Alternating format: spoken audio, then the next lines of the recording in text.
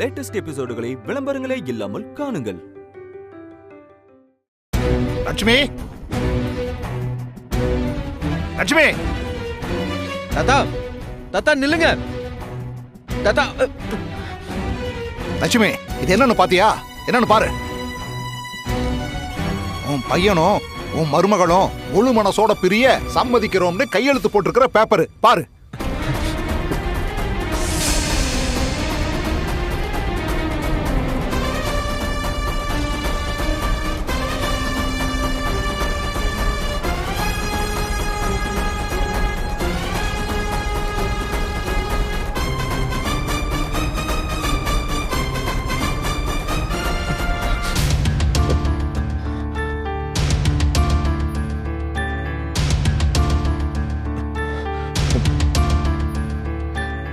என்னடா இது? லட்சுமி, இந்த பையன் ஊருக்கு போகணும்னு பிடிவாதமா சொல்லும் போதே எனக்கு ஒரு சந்தேகம் இருந்துச்சு. இப்ப ரூமுக்குள்ள போய் பாக்குறேன், இதுல கையெழுத்து போட்டுக்கிட்டு இருக்கான் ராஸ்கல். லட்சுமி, நீ கை குழந்தையை வச்சுக்கிட்டு எவ்வளவு கஷ்டப்பட்டுக்கிட்டு இருந்தியோ அதே மாதிரி உன் மருமகளும் கஷ்டப்பட போறா. பேரம் பேத்திக்கு கல்யாணம் பண்ணி அவங்க புள்ளைய தூக்குற பாக்கியும் எல்லாருக்கும் கிடைக்காது.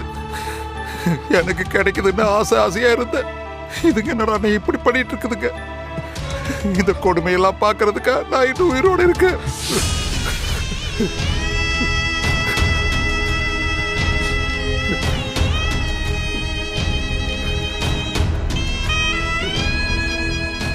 குட்டி, வா என் கூட. வா என் கூட. எங்கம்மா? வா என் கூடன்னு சொல்றேன்ல, வா. அம்மா,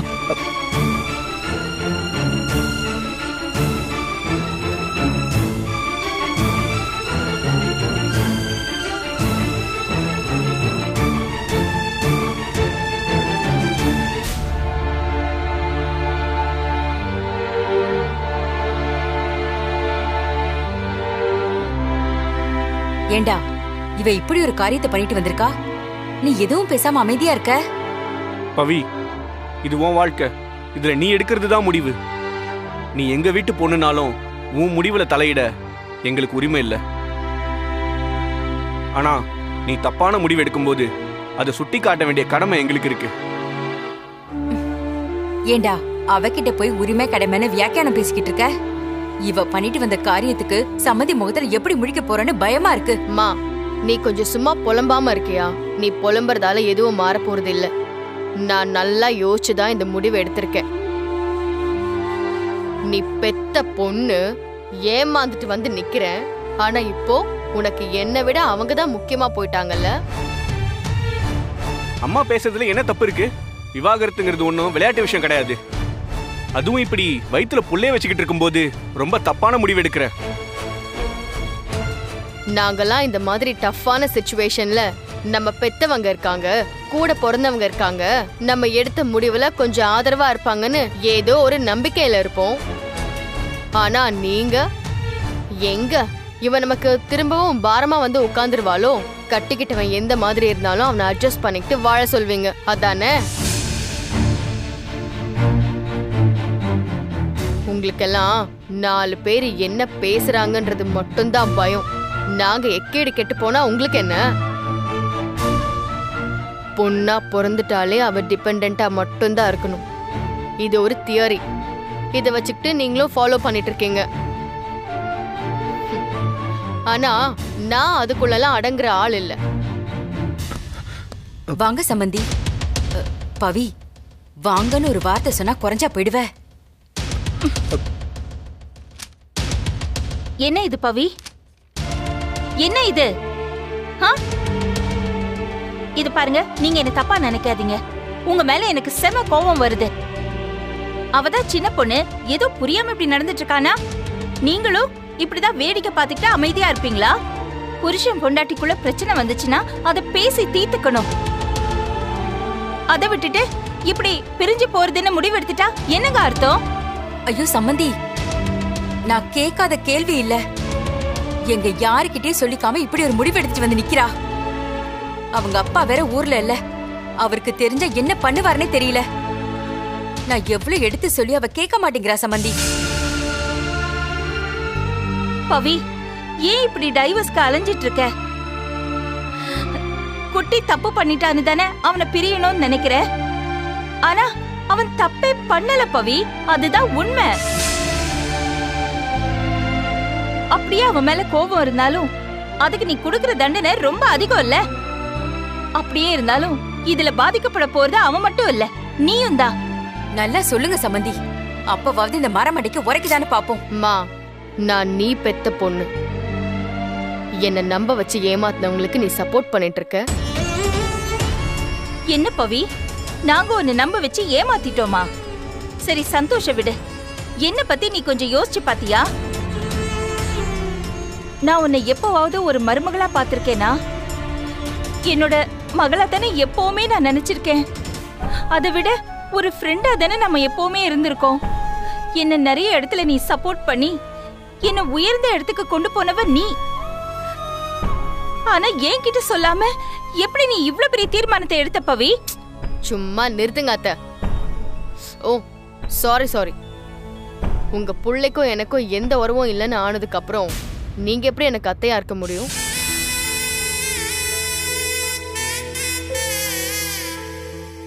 ஏன் என்ன பொண்ணு மாதிரின்னு சொல்றீங்கல்ல? உங்க மனசாட்சியை தொட்டு சொல்லுங்க. உங்க பொண்ணுக்கு அவ புருஷன் இந்த மாதிரி ஒரு துரோகம் செஞ்சிருந்தா இதே மாதிரிதான் எல்லாத்தையும் மறந்து சேர்ந்து வாழ்னு சொல்வீங்களா?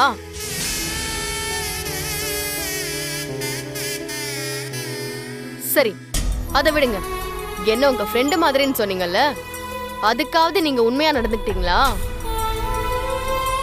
அவ இவ்ளோ பெரிய விஷயத்த உங்ககிட்ட வந்து சொன்னதும் நீங்க என்கிட்ட வந்து சொல்லி இருக்கணும். சொன்னீங்களா? இல்லல, நானா தான் தெரிஞ்சுக்கிட்டேன்.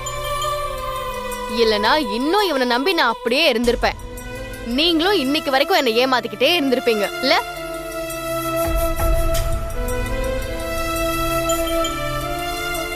எல்லாருமே சந்தர்ப்பவாதிங்க தான். வாய்ப்பு கிடைச்சா முதுகுல குத்த வேண்டியது, அதே பார்த்துட்டா நல்லவங்க மாதிரி வேஷம் போட வேண்டியது.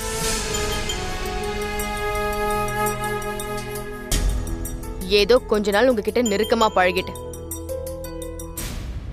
அதுக்காக நல்லா செஞ்சிட்டீங்க எனக்கு.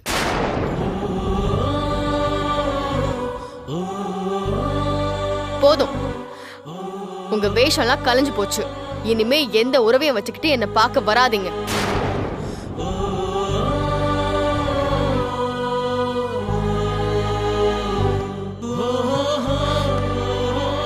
பவி, நீ இல்லாம எனக்கு வாழ்க்கையே இல்ல பவி. சி, நான் தப்பு பண்ணதாவே இருக்கட்டும், அதுக்கு நீ எனக்கு என்ன தண்டனை வேணாலும் கொடு. ஆனா இது மட்டும் வேண்டாம் பவி, என்னால தாங்கவே முடியாது. இங்க பாருங்க சார், எப்போ அந்த உண்மை தெரிஞ்சதோ அப்பவே நான் உங்களை விட்டு ரொம்ப தூரம் போயிட்டேன். இந்த டிவோர்ஸ் எல்லாம் சொசைட்டிக்காக தான். நாளைக்கு எனக்கும் என்னோட குழந்தைக்கும் இதால எந்த லீகல் இஷ்யூஸும் வந்துடக்கூடாதுல்ல. அப்படின்னா நீ என் மேல வச்சிருக்க லவ் அவ்வளவுதானா? இந்த உலகமே சொன்னால் நீ நம்ப மாட்டேன்னு சொன்னியே பவி. என்னை விட்டுட்டு போக மாட்டேன்னு சொன்னியே பவி. யார் சொன்னாலும் நம்பி இருக்க மாட்டேன். நீயே உன் வாயால வாக்கு மூலம் கொடுத்த பின்னாடி அதை எப்படி என்னால நம்பாம இருக்க முடியும்? இங்க பாரு, இனி பேசி எந்த பிரயோஜனமும் இல்ல. என் முடிவுல எந்த மாற்றமும் இல்ல. டிவோர்ஸ் பேப்பர்ல கையெழுத்து போட்டு கிளம்பிட்டே இரு. முடியாது பவி, நான் செத்தாலே இதுல கையெழுத்து போட மாட்டேன். ஓ, இப்ப கூட நீ எனக்கு பண்ண துரோகம் யாருக்கும் தெரியாம போகட்டும் தான் நினைச்சேன். சரி, அப்போ கோர்ட்டுக்கு போய் எல்லாரும் முன்னாடியும் சொல்லி அசிங்கப்பட்டு தான் எனக்கு டிவோர்ஸ் கிடைக்கும்னா சரி, நான் அப்போ கோர்ட்லயே பாத்துக்கிறேன். பவி, என்ன பேசிக்கிட்டு இருக்க?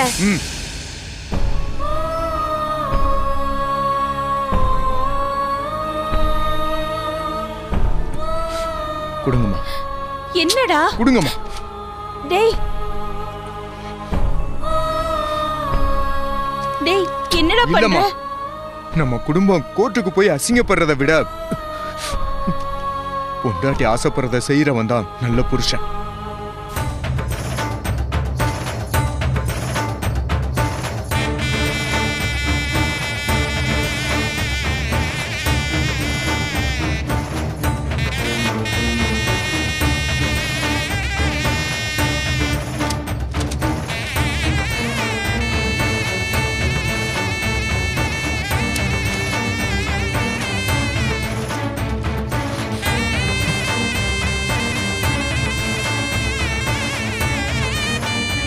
பவி, நமக்குள்ள இருக்கிற உறவு ஆத்மார்த்தமானது.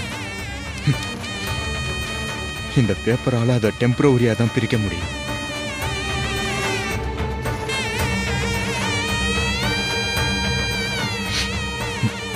ஆனா என்னைக்காவது ஒரு நாள் நீ எனக்காக வருவ.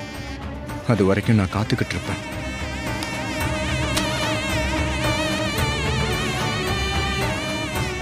வாங்க.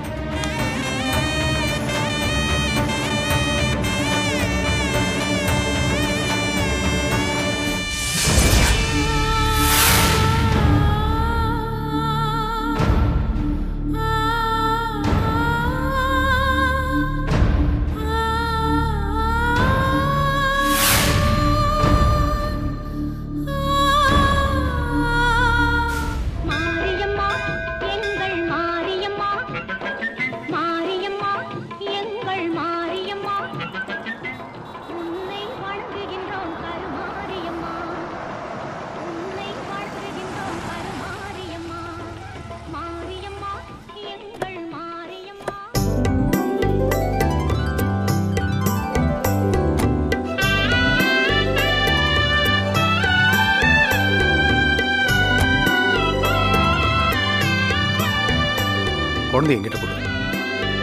நர்மதா, இப்ப எதுக்கு என்ன கோயிலுக்கு கூட்டு வந்த? எல்லாத்துக்கும் ஒரு காரணம் இருக்கு ஹரி. உனக்கு ஒரு சர்ப்ரைஸ் இருக்கு, உள்ள வா.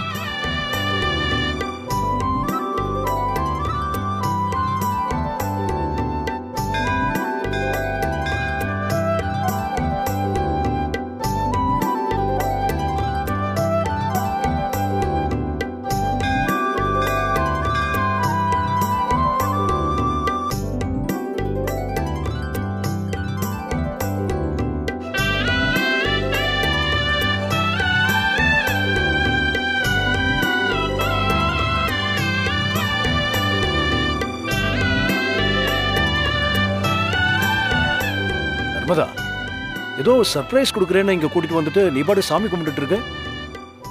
சொல்றேன், அவசரப்படாத.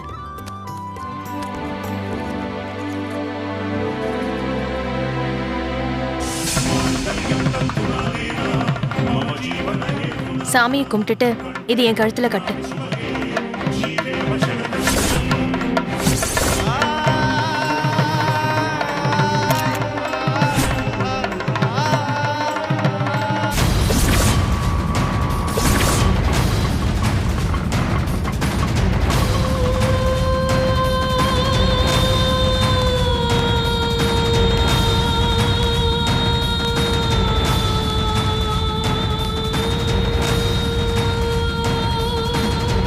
என்ன ஹரி, அப்படியே உறைஞ்சு போய் நிக்கிற? நாம தான் கல்யாணம் பண்ணிக்கிறதுன்னு முடிவு பண்ணிருக்கோமே, அப்படியே யோசிச்சுக்கிட்டு நிக்கிற? வாங்கி கட்டு.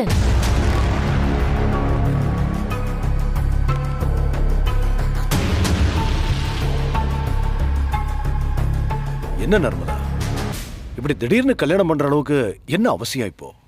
என்ன ஹரி இப்படி கேக்குற? நம்ம கல்யாணம் முடிஞ்சு நம்ம கப்பலா போய் விசா அப்ளை பண்ணாதானே சீக்கிரம் ஃபாரின் போக முடியும்.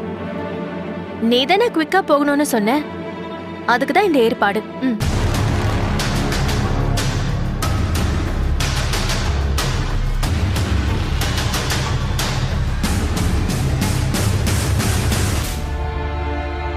என்ன ஹரி, நீ யோசிக்கிறத பார்த்தா எப்ப வேணாலும் என்னை விட்டுட்டு போறதுக்கு வாய்ப்பு இருக்கு போல.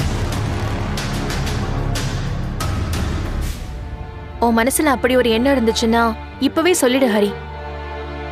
என்ன நம்ப வச்சு ஏமாத்திடாத. இப்ப என்ன, தாலி உன் கழுத்துல கட்டணும், அவ்வளவுதானே? குழந்தை எப்படி?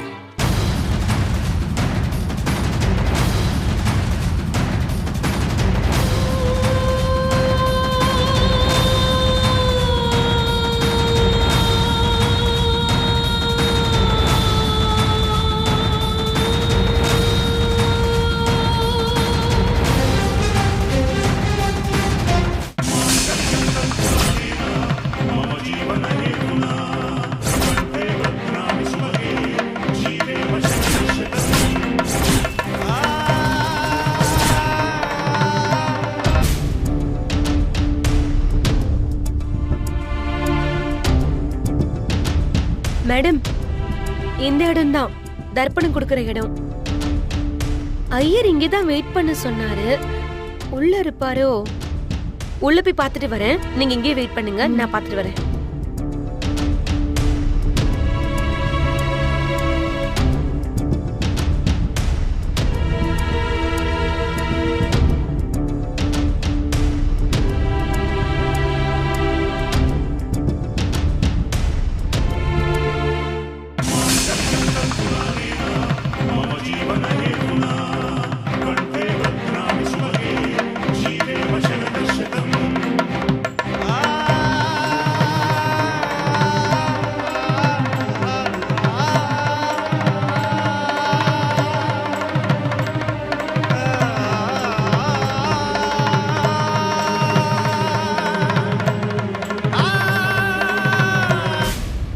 என்ன ஹரி, பயந்துட்டீங்களா?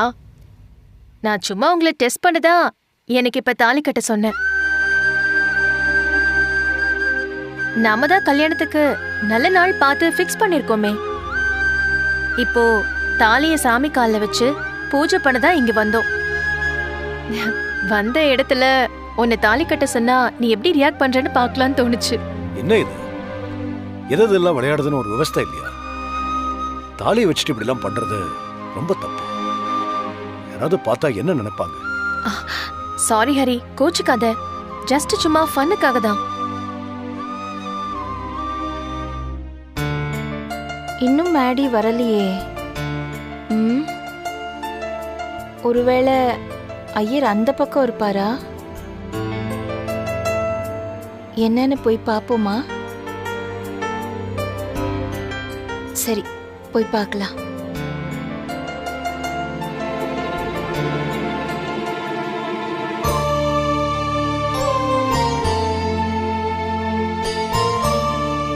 சார், மேடம் உங்களை ரொம்ப பயமுறுத்திட்டாங்க போல இருக்கு. எனக்கே ஒரு நிமிஷம் நிஜமா கல்யாணம் பண்ணிக்கிறீங்களோன்னு டவுட் ஆயிருச்சு. சும்மா சாமி, அவருக்கு ஒரு டெஸ்ட் வச்சேன். காலம் பூரா நம்ம கூட இருக்க போறவரு எந்த அளவுக்கு நாம சொல்றத கேக்குறாருன்னு தெரிய வேண்டாமா? அதுக்குதான் இதெல்லாம். இந்த காலத்து பொம்னாட்டியெல்லாம் ரொம்ப உஷாராத்தான் இருக்கேள். தாலியை கொடுங்க. ஓம் சக்தி ஆதிசக்தி பராசக்தி. என் கழுத்துல நிலைச்சு நிக்கணும்னு நல்லா பூஜை பண்ணி கொடுங்க சாமி. பேஷா பண்ணிடலாம். சர்வ மங்கள மாங்கல்யே சிவே சர்வார்த்த சாதகே சரண்யே திரியம்பிகே நாராயண. நர்மதா, குழந்தைக்கு பால் கொண்டு வந்திருக்கல, பசி எடுத்தா அழ ஆரம்பிச்சிருவான். புடிங்களேன்.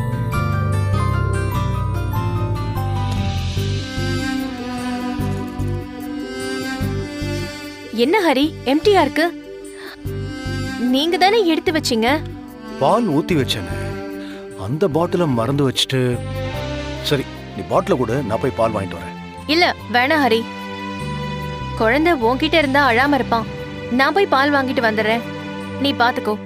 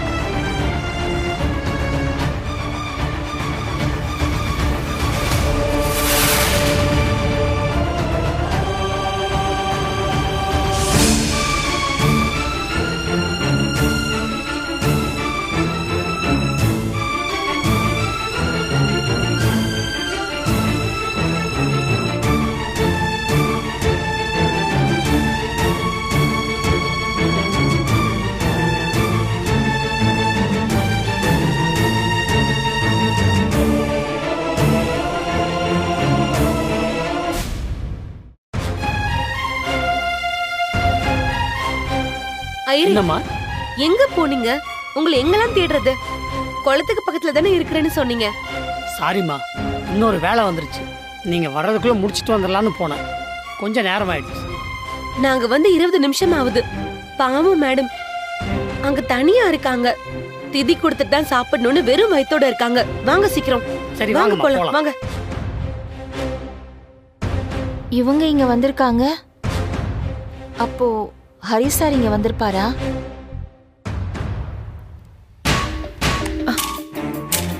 ச்சே, இப்படி குழந்தைக்கு பால் இருக்கா இல்லையான்னு கூட பார்க்காம இவ்ளோ கேர்லெஸ்ஸா இருந்திருக்கனே.